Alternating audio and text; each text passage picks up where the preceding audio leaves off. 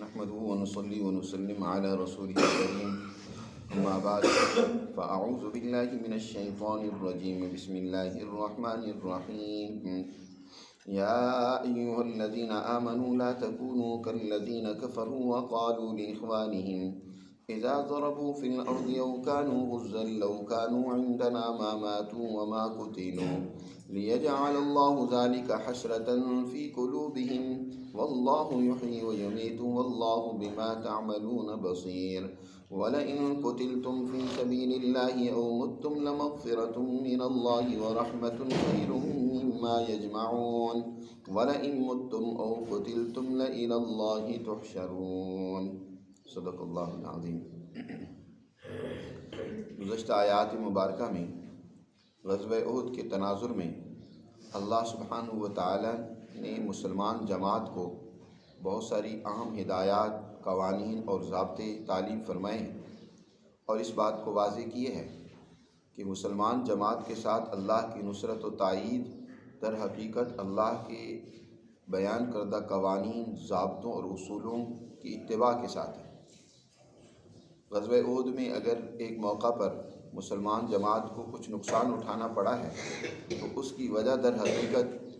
اللہ کے انہی قوانین کو توڑنا ہے، ڈسپلن، نظم و ضبط، اس کی خلاف ورزی کرنی ہے، اور اپنے رسول جناب رسول اللہ جو ان کے اس وقت کے لیڈر اور رہنما بھی تھے، سیاسی حوالے سے ان کی قیادت کر رہے تھے، فوجی اعتبار سے کمانڈر تھے، انہوں نے جو ہدایت کی تھی اس ہدایت کی خلاف ورزی کی ہے۔ جب کوئی فوج یا کوئی منظم ادارہ وہ اپنی بالائی نظم کی خلاف ورزی کرے، اپنی مرضی کر لے، تو پھر اس قانون کو توڑنے کے نتائج لازمی طور پر اس پر آتے ہیں۔ اور مسلمان جماعت کو یہ بات واضح کی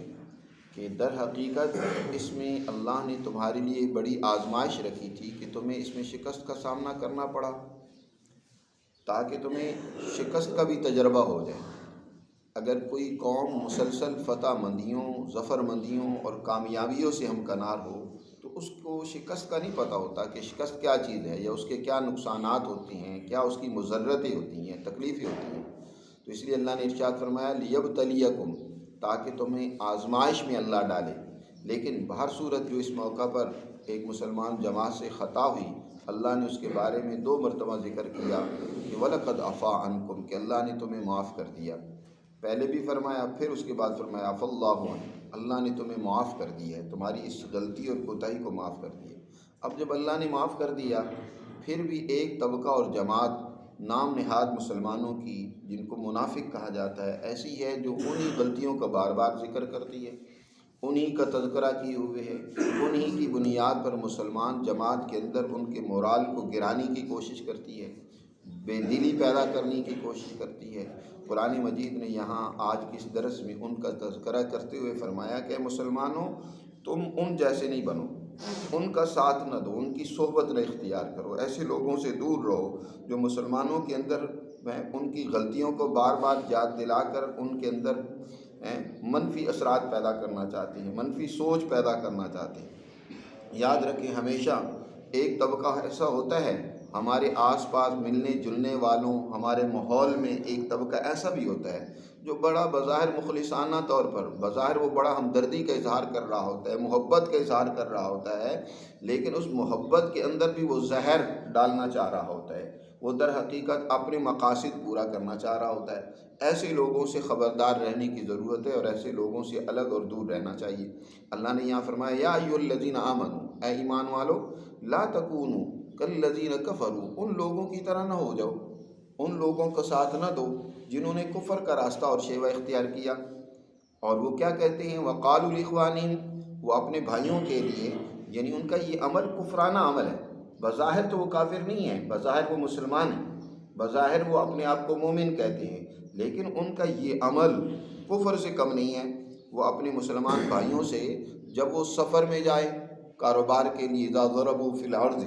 کوئی سفر میں جائے، ضربوا، ضرب فی الارض در حقیقت اصطلاح ہے جس کا معنی ہوتا ہے انسان ملک میں سفر کرے، کاروبار کے حوالے سے، دیگر تعلیم کے حوالے سے، دیگر جو ہے معاملات کے حوالے سے جو زمین میں انسان سفر کرتا ہے، اس کے لیے اصطلاح بولی جاتی ہے ضرب فی الارض۔ زمین میں سفر کرنا۔ تو جب لوگ سفر کرتے ہیں تو اگر راستے میں کسی کو موت آ گئی،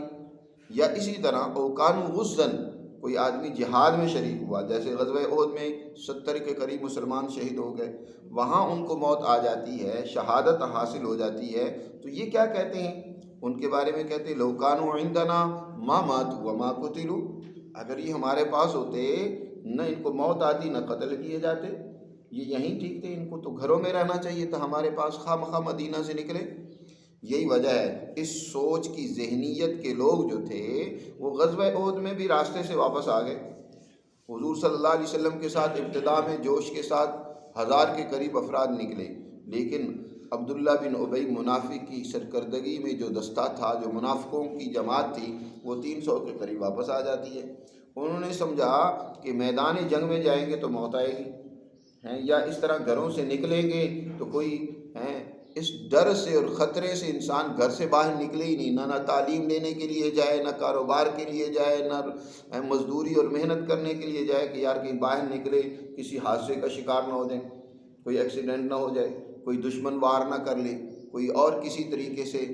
مصیبت میں نہ پھنس جائیں، اس ڈر کے مارے گھر میں بیٹھے رہیں۔ یہ تو انتہائی درجے کی بزدلی ہے، اور بزدلی کے ساتھ کوئی جماعت آگے کیسے بڑھ سکتی ہے؟ مسلمان جماعت اس کی کامیابی کا راز ہی یہ ہے کہ وہ بہادر اور دلیر جرت مند ہوتی ہے۔ وہ 1000 پر بھاری ہے، 100 پر بھاری ہے، اس کی وجہ کیا ہے؟ اس کی وجہ در حقیقت یہ ہے کہ وہ یہ یقین کر کے لڑتا ہے کہ موت اور زندگی اس تلوار کے نتیجے میں نہیں ہے، موت اور زندگی تو در حقیقت اللہ کے اختیار میں ہے۔ پیچھے بھی اللہ نے یہ بات کہی ہے کہ جن کے لیے مرنا طے ہو گیا اللہ کے ہاں، اللہ نے لکھ دی ہے، ان کی موت کا فیصلہ کر دی ہے، وہ گھروں میں بھی ہوں گے تو اللہ ان کو نکال کر اپنے مقتل گاہ میں پہنچا دے گا۔ یہ اللہ تعالیٰ نے طے کر دیا، لَبَرَزَ الَّذِينَ كُتِبَ عَلَيْهِمُ الْقَتْلُ إِلَى مَضَاجِعِهِمْ۔ یہاں بھی اللہ تعالیٰ ارشاد فرماتے ہیں یہ افسوس اور حسرت کا معاملہ ان کے دل میں اسی طرح رہے گا، ان منافقوں کے دل میں، کہ یہ مسلمانوں کو بزدل بنانا چاہتے ہیں، لیکن مسلمان بزدل نہیں بنیں گے، وہ تو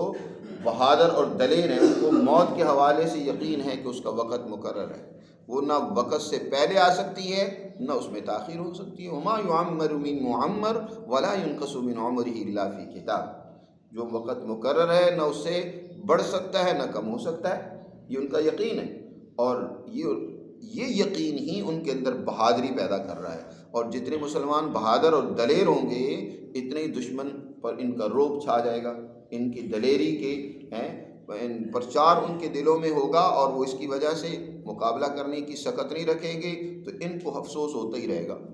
مسلمانوں کی ترقی کو دیکھ کر، کامیابیوں کو دیکھ کر یہ تل ملاتے ہی رہیں گے۔ تو اللہ نے یہ اس لیے یہ باتیں کرتے ہیں تاکہ ان کے لیے معاملہ افسوس اور حسرت کا بن جائے، لیکن باقی رہی موت اور حیات تو وہ تو اللہ ہی کے ہاتھ میں ہے۔ واللہ یحیی و یمیت، اللہ ہی زندگی دیتا ہے، وہی موت دیتا ہے۔ واللہ بما تعملون بصیر، اور جو کچھ تم کر رہے ہو اللہ سے وہ دور نہیں، اللہ سے چھپا ہوا نہیں، اللہ اس کو دیکھ رہا ہے۔ وَلَئِن قُتِلْتُمْ فِي سَبِيلِ اللَّهِ، تم اللہ کے راستے میں شہید کر دیے جاؤ،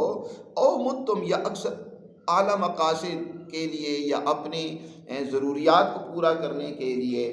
تم اللہ کے راستے میں نکلے ہو، حلال اور جائز کمائی کے لیے اللہ کے راستے نکلے ہو، تم سفر میں نکلے ہو اور تمہیں موت آ گئی، بشرطے کہ اللہ پر تمہارا ایمان و یقین درست تھا، تو لمغفرۃ من اللہ ورحمۃ خیر مما یجمعون، تو یقیناً اللہ کی طرف سے جو تمہارے شامل حال اس کی مغفرت ہوگی اور اس کی رحمت ہوگی، یہ بہت بہتر ہے اس سے جو یہ مال جمع کرنے میں لگے ہوئے ہیں۔ وَلَئِن مُتُّمْ أَوْ قُتِلْتُمْ، یہ بات کبھی نہیں بھولنی چاہیے، انسان چاہے سفر میں مرے یا گھر میں مرے، میدان جنگ میں شہید ہو یا کہیں بھی اس کو موت آ جائے، وَلَئِن مُتُّمْ أَوْ قُتِلْتُمْ لَإِلَى اللَّهِ تُحْشَرُونَ، تم نے پہنچنا کہاں ہے؟ اللہ کے حضور پہنچنا ہے۔ جہاں بھی انسان مرے گا آخرکار اللہ کے دربار میں پہنچے گا، وہ انسان کا حساب کرے گا، کیا تم نے ذہن اور نظریہ بنایا ہوا تھا، کیا سوچ تمہاری تھی، اور کتنا تم نے اللہ کے قوانین اور احکامات پر عمل کیا۔ بہر صورت مسلمان جب اس کے سامنے اس کی موت ہوتی ہے، اس کی آخرت ہوتی ہے، اس کا اپنا حساب و کتاب ہوتا ہے کہ میں نے ایک دن اللہ کے حضور اپنا اس ساری زندگی کا اعمال کا جواب دینا ہے، حساب و کتاب دینا ہے، تو پھر اب وہ اچھے کاموں میں اپنی زندگی کو استعمال کرتا ہے، غلط کاموں کے لیے اپنی زندگی کو وقف نہیں کرتا۔ مال و دولت جمع کرنے میں صرف کہ مال و دولت ہی پیش نظر ہو، اسی کے لیے تگ و دو ہو، اسی کے لیے فکر ہو، اسی کے لیے ہر وقت لڑنا مرنا ہو، یہ نہیں۔ مسلمان کی سوچ تو در حقیقت اللہ کے دین کی ہوتی ہے، اعلیٰ نظریے کی ہوتی ہے کہ دنیا میں اللہ کا دین، عدل و انصاف کا یہ نظام کیسے غالب آ جائے، کیسے پھیلے۔ اس کے لیے اسے جان کی بازی بھی لگانی پڑے تو وہ دریغ نہیں کرتا۔ اللہ ہمیں بھی اس کی توفیق نصیب فرمائے اور اپنے احکامات پر عمل کی توفیق۔